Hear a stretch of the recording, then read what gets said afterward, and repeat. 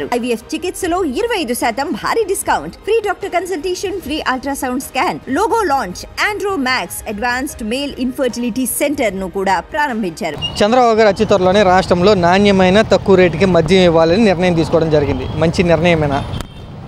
నిర్ణయం మంచిది, ఏది ఇంతవరకు అవ్వలేదు కదా. అవుతుంది. అక్టోబర్ 1వ తారీఖు నుంచి స్టార్ట్ చేస్తామని చెప్పి అక్టోబర్ చూడండి, రేపు ఆగస్టు 15 నుంచి ఉచితం బస్సులు అన్నాడు. మరి అమ్మవాడి బళ్ళ అన్నది. ఆయన ఎక్కి రెండు నెలలు అయింది. ఆయన సంతకం పెట్టింది ఇంతవరకు పడలా. అమ్మవాడి సంతకం పెట్టాడో పెట్టలేదో తెలియదు. క్రితం సంవత్సరం అప్పుడు ఇంతవరకు పడలా. ఆయన దిగిపోయి 2 నెలలు అయింది. అప్పుడు పడాలి మాకు. మేమేమి అంటాడో నొక్కేసాను అంటాడు. నొక్కేసేది మాకు పడలేదు కదా. అమ్మవాళ్ళకి రైతు భరోసా పడలేదు. 40 సంవత్సరాల వాళ్ళు పడలా. అవన్నీ ఎప్పుడు పడదు? ఆయన ప్రతి వాళ్ళకి 15,000, 1,500 అంట. ఎంతమంది చదువుకుంటే అంతమంది 15,000, 15,000 ఇంతవరకు పడలేదు కదండి. మరి వాళ్ళకి కూడా ఇబ్బంది కదా. ఏదో ఇప్పుడేమనుకున్నారు, జగన్ ప్రభుత్వం బాగుందన్న అంటున్నారు కదా కొంతమంది.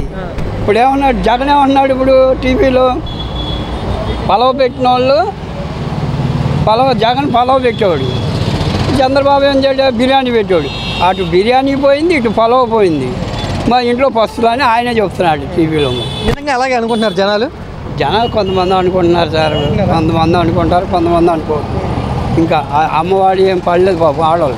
పథకాలు ఇస్తాం, తర్వాత ఇస్తాం. ప్రస్తుతానికి నాణ్యమైన మద్యం తక్కువ రేటుకే ఇస్తామని చెప్తున్నారు చంద్రబాబు గారు. సార్ ఇంకా రాలేదు ఏది. ఇప్పుడు కూరగాయలు కొన్నప్పుడు అదే రేటు అమ్ముతున్నారు. ఇప్పుడు టమాటాలు తగ్గిపోయినాయి అంటున్నారు. మరి కొట్టోళ్ళ రేట్ల, మార్కెట్లో రేట్లు అలాగే ఉంటాయి. ఇప్పుడు మార్కెట్లో 40 రూపాయలు అమ్మేప్పుడు అలా 50 రూపాయలు అమ్ముతారు. ఎందుకంటే మళ్ళీ అక్కడ నుంచి తీసుకెళ్ళినప్పుడు 10 రూపాయలు మిగలాలి వాళ్ళకి. మరి ఛార్జీలు అవి కావాలి కదా. చాలామంది మందు తాగుతారు, పని చేసేవాళ్ళు కానీ అలవాటు ఉన్నవాళ్ళు కానీ.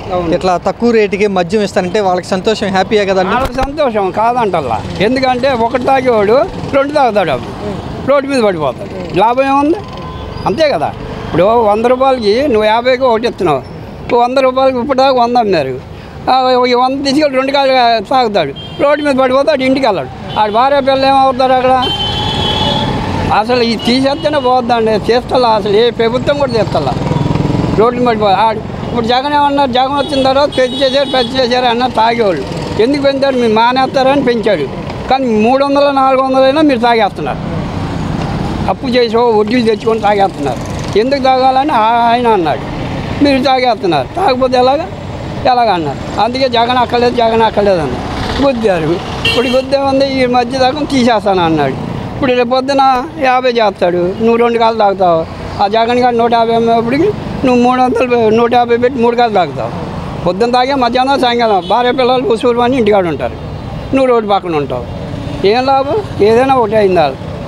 ఎంతైనా తాగబోద్దు. 500 చేయనప్పుడు చంద్రబాబు 500 చేసినా తాగుతారు. రేట్లు అలాగే ఉంచాలంట, తగ్గిస్తే మంచిది. తగ్గించాలండి. మళ్ళీ లేబర్ ఏం చేస్తారు?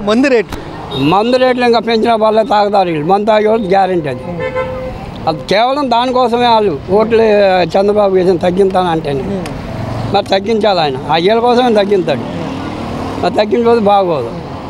మరి మందు తాగేవాళ్ళ కోసమే కదా. ఇప్పుడు జగన్ గారు ఉంటే రేపు ఇప్పుడు జగన్ ప్రభుత్వం వస్తే మేము హైదరాబాద్ పనికి వెళ్ళాలన్నారు. మరి నిజం అబద్ధం మనకు తెలియదు. నేను పని చేస్తా. ఈ ప్రభుత్వం కానీ వస్తే, వైఎస్ ప్రభుత్వం వస్తే మేము హైదరాబాద్ వెళ్ళి కూలికి వెళ్ళాలి, అక్కడ చేసుకోవాలి పని, ఇక్కడ ఉన్నాం అన్నారు. చాలామంది అన్నారు ఆ డైలాగ్.